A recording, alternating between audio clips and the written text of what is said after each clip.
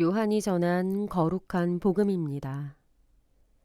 주간 첫날 마리아 막달레나는 시몬 베드로와 예수님께서 사랑하신 다른 제자에게 달려가서 말하였다. 누가 주님을 무덤에서 꺼내갔습니다. 어디에 모셨는지 모르겠습니다. 베드로와 다른 제자는 밖으로 나와 무덤으로 갔다. 두 사람이 함께 달렸는데 다른 제자가 베드로보다 빨리 달려 무덤에 먼저 다다랐다. 그는 몸을 굽혀 아마포가 놓여 있는 것을 보기는 하였지만 안으로 들어가지는 않았다.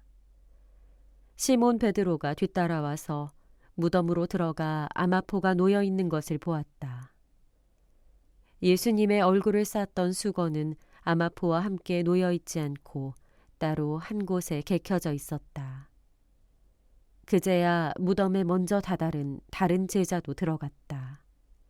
그리고 보고 믿었다. 주님의 말씀입니다. 선미 예수님, 차동욱 시몬 신부입니다.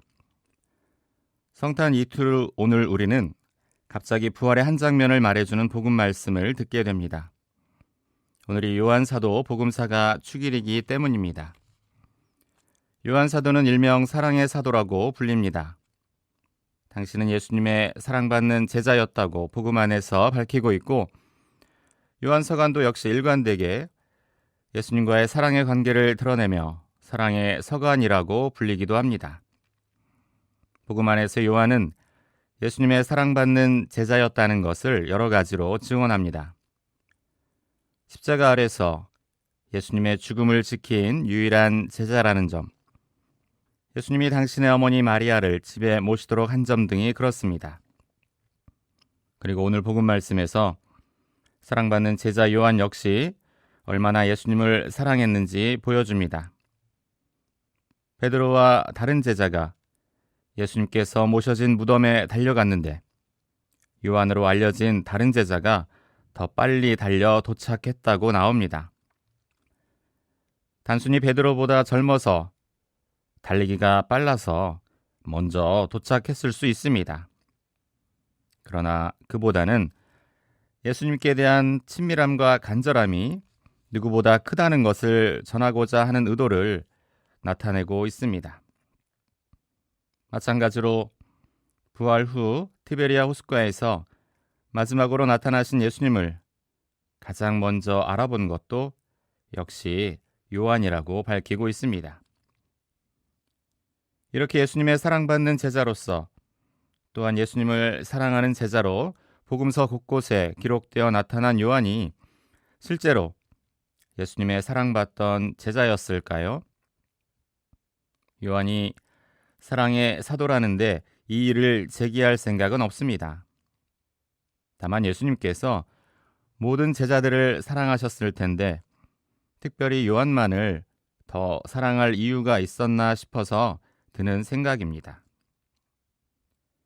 사도 요한은 사실 예수님의 사랑이 얼마나 큰지 가장 잘 이해했던 사람입니다. 그리고 그 사랑을 자신이 가질 수 있는 것 중에 가장 값진 것임을, 그 사랑의 가치를 아는 제자였습니다. 요한은 자신의 다른 어떤 것을 자랑하는 것보다 예수님의 사랑을 받는 것이 그 무엇과도 바꿀 수 없는 가장 자랑스러운 것이라고 일찍 깨달았던 것입니다. 누구나 다 예수님의 사랑을 똑같이 받고 있습니다.